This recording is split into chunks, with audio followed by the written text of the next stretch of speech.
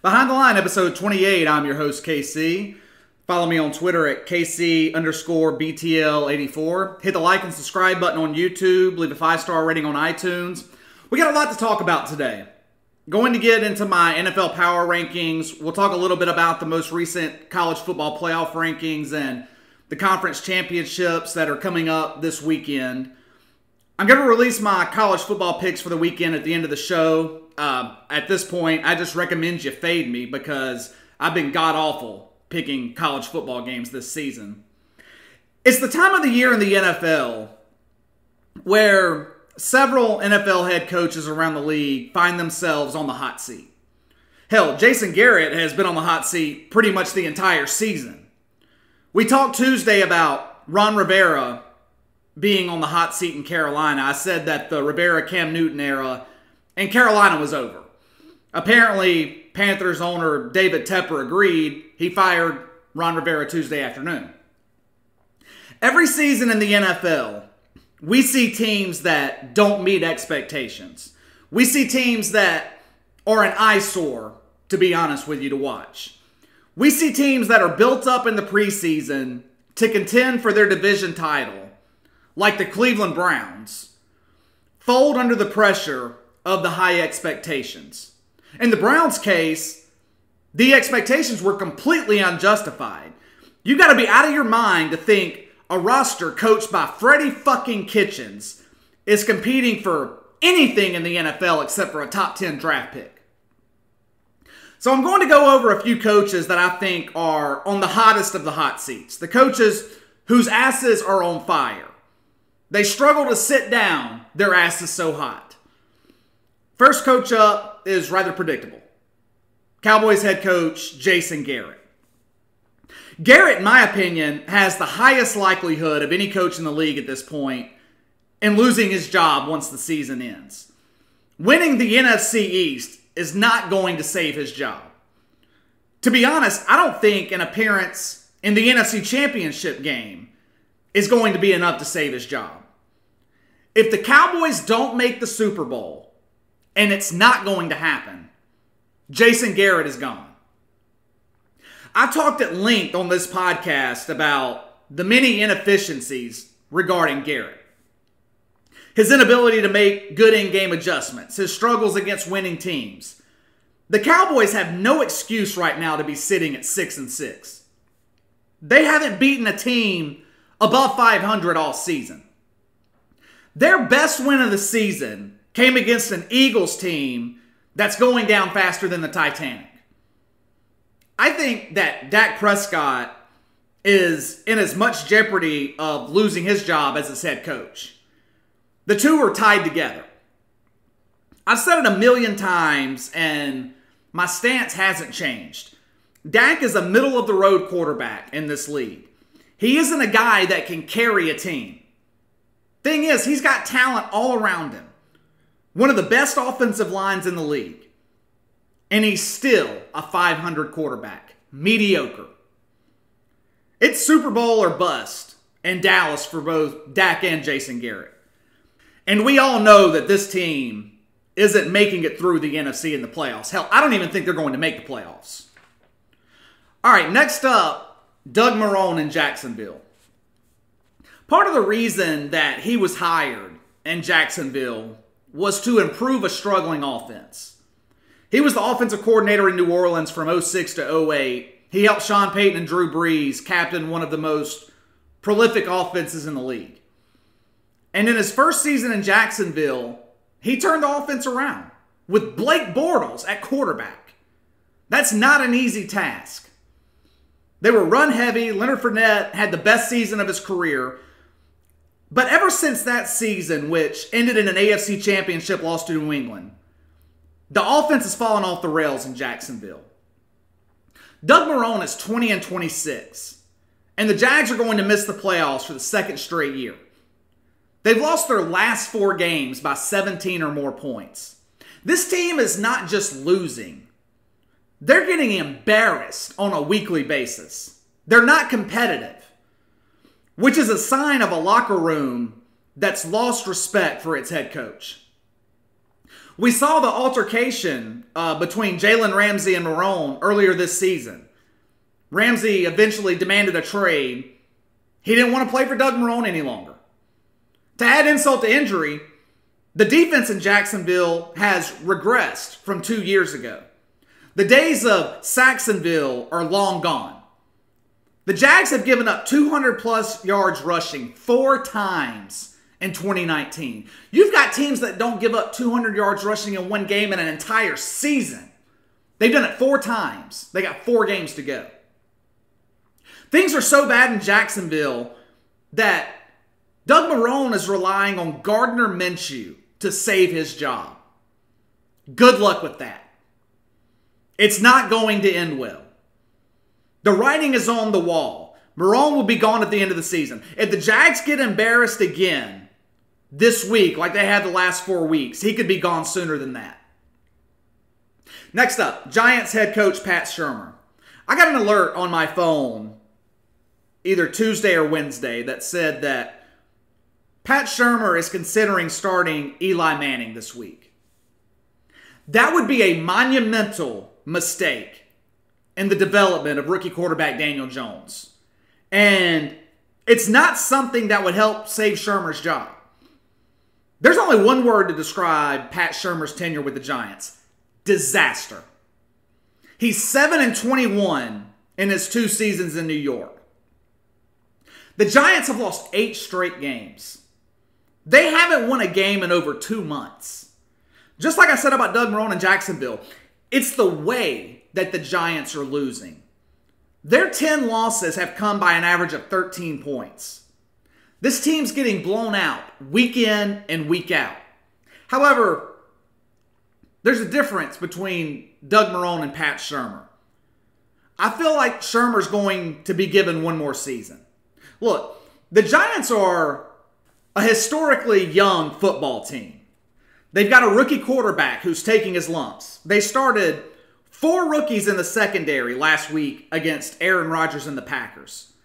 A second-year running back in Saquon Barkley. These guys need time to develop. And an upheaval in the coaching staff is not going to help their development. Actually, it could set them back. More importantly, Shurmur has the support of his players, which is huge. His guys are supporting him publicly in the press. Who gives a fuck at this point if Jason Garrett is interested in the New York Giants job? If you want to continue losing, hire Jason Garrett. I think the Giants should give Pat Shurmur through next season to right the ship in New York.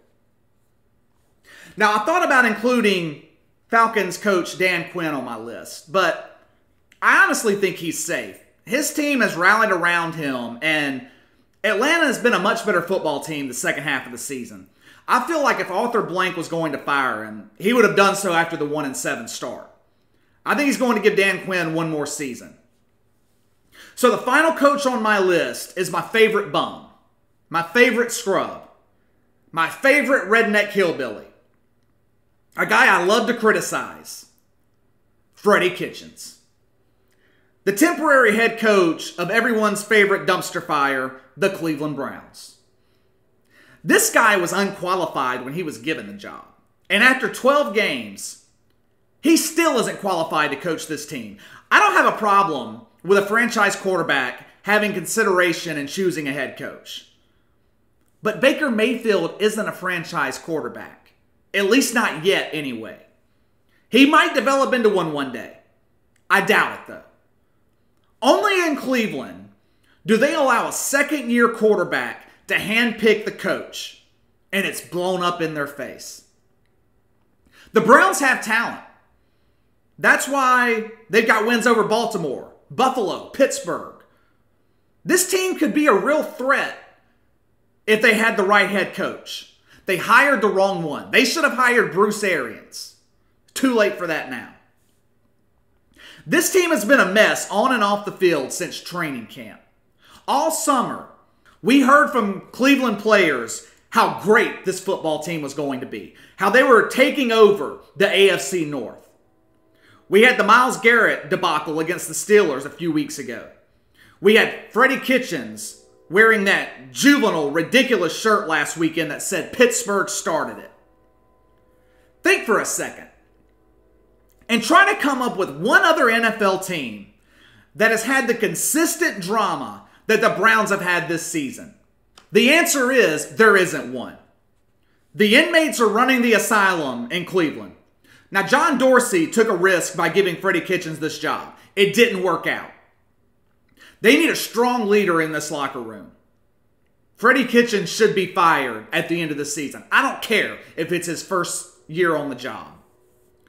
Now let's get to my NFL power rankings real quick. Last week I had the Patriots at number 1 and said that I wouldn't relinquish that ranking to New England until I was proven otherwise. Well, Sunday night I was proven otherwise. New England leads off this week rankings at number 5. I said it on Tuesday. I don't think the Patriots have been this vulnerable in the Belichick-Brady era. There are real problems on this team offensively. Tom Brady isn't elevating his supporting cast like he's done throughout his career. The defense struggles against mobile quarterbacks who are entrenched in the AFC. They're going to have to go through Lamar Jackson or Deshaun Watson at some point in the playoffs. And I don't think this team has the personnel to beat either one of those quarterbacks. They've been dominated by Baltimore and Houston. We're used to seeing Belichick and Brady figure things out. But this offense has been struggling for 2 months now. The Patriots are in real trouble. At number 4, I got the San Francisco 49ers. The final against Baltimore Sunday was 20-17, but the game should not have been that close. I just can't buy into Jimmy G. The other teams in this ranking possess quarterbacks that I trust through 4 quarters and with the game on the line. I don't get that same impression from Jimmy Garoppolo. In big games this season, the 49ers are 1-2. Sure, they beat up on the Packers, but the more complete teams like Baltimore and Seattle, San Francisco lost both of those games. We're about to see what they're really made of this Sunday when they play the Saints. The 49ers offense is reliant on the run, and the Saints have one of, if not the best, run defense in the NFL. It's going to be on Jimmy G to carry this team on the road. I don't think he can do it. It's going to be the loudest crowd so far of the year in the Superdome. I said it before the game against the Ravens that the Niners would go 0-2 during this stretch. I'm not backing down from that. I think they'll be a wild card team when all is said and done. The Seattle Seahawks I have at number 3 on my list. This might be unpopular. A lot of people have Seattle at number 2. But how can I rank them ahead of the Saints when New Orleans traveled to Seattle in week 3 and beat them with Teddy Bridgewater at quarterback? As typical of Pete Carroll teams, the Seahawks are getting better as the season progresses. This team was all Russell Wilson early on. But the defense and running game are vastly improved than what we saw earlier this season. But there's still real concern with ball security with running back Chris Carson. He's fumbled the ball 7 times, more than anyone else not playing quarterback. That being said, I think the Seahawks win the NFC West. Russell Wilson's proven time and time again that he wins when it matters most. Leading me to number 2 on my list, the New Orleans Saints. The month of November wasn't pretty. Penalties, sloppy play, completely undisciplined on both sides of the ball. Yet the Saints figured out a way to come out of the month 3-1. This team is built for a Super Bowl run. Strong defense, good running game, elite head coach, Hall of Famer at quarterback. The one weakness in New Orleans is they don't have a second receiver to complement Michael Thomas. Tight end Jared Cook, he's stepped up nicely, but he just drops too many passes. He's not reliable. Both Ted Ginn and Traquan Smith have been disappointing all year. Neither has had more than 2 catches in a game since week 2. That's just not going to cut it. However, there hasn't been a team in the NFL that's been able to stop Michael Thomas. So the Saints' weakness in this area isn't as magnified as it would be on other teams. The only way the Saints don't make it to the Super Bowl this season is if they beat themselves with sloppy play and penalties, which is a real possibility if you've watched this team over the past month. They are great at beating themselves. I've got the Baltimore Ravens as the best team in the NFL right now. There's really no question about it. Lamar Jackson has led this team to 8 straight wins. They've beaten most of the top teams in the league. Wins over the 49ers, New England, the Texans, the Rams. 3 of those 4 wins were blowouts. Lamar Jackson is unstoppable right now. Defenses haven't caught up with him just yet. If the Ravens are going to win the Super Bowl, this might be their best chance for quite a while. Next season is going to be interesting. We'll see if Lamar Jackson's able to adjust once defensive coordinators have an entire offseason to figure out how to stop him. But that's next year. Right now, the Ravens are leading the league. Best team in the league. I expect them to win the AFC and be in the Super Bowl playing the Saints. All right, let's get to college football. The college football playoff rankings were released earlier this week. Nothing really surprising about it. Ohio State number 1, followed by LSU, Clemson, and Georgia. I think LSU should be the number 1 team in the country, but fans of the Buckeyes can make a claim. They've beaten 4 teams in the top 25. However, LSU's beaten 3 teams in the top 12. LSU's wins are more impressive to me. They went on the road and beat Texas early in the season. Went on the road and beat Alabama. Beat Florida and Auburn at home. The Buckeyes beat an overrated Wisconsin, a good Penn State team, and Michigan at the Big House. So I think LSU should be number 1, but I don't really have a problem with Ohio State in the number 1 spot. Clemson at number 3 is a real problem to me. What's even more puzzling is Clemson coach Dabo Swinney feeling that his team has been slighted somehow and disrespected all season. He says that no one wants Clemson in the playoffs, that Georgia lost to South Carolina, and the narrative was, how do we keep Georgia in the playoffs and get Clemson out? Very paranoid, very strange. No one is disrespecting Dabo Swinney's accomplishments, or Clemson for that matter. He has been remarkable at turning that program around. Before Dabo, no one gave a fuck about Clemson football. He's turned them into one of the premier programs in the country. The problem with Clemson, at least this season, is their coach has adopted the Nick Saban mentality when it comes to scheduling games. The Tigers haven't played a ranked opponent all season. Their best win was at home against Texas A&M, who hasn't beaten a good team all year. The ACC is trash. Clemson's average point spread in conference games this year was 30 points. Hell, they're favored by 28.5 this weekend in the ACC championship game against Virginia. Dabo has no reason to complain about a number 3 ranking. They are lucky to be in the playoff picture.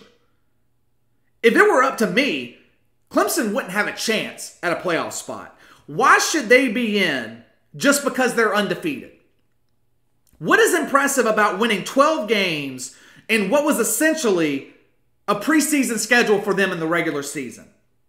Does the NFL automatically give a team a playoff spot if they go 4-0 in the preseason? No, because no one cares about the preseason. That's what Clemson's schedule was, a preseason schedule. But KC, the schedules are made years in advance. Dabo couldn't control that the teams they scheduled years ago weren't good this year. Bullshit. You mean to tell me, when this schedule was made for 2019, that Dabo Swinney thought that Charlotte and Wofford were going to be competitive football teams? I understand that South Carolina is a rivalry game, but when's the last time South Carolina was competing for a national championship? Hell, when's the last time they competed for an SEC East title? I've said it before, I'll say it again. They need to schedule these games in college football year to year. There's absolutely no reason to be scheduling games years in advance. I saw something a month or so ago. I mentioned it on the podcast. I believe it was Michigan and Notre Dame. They were scheduling games against each other in 2032 and 2033, or somewhere within that range. Scheduling games over 10 years in advance. What the fuck are we doing?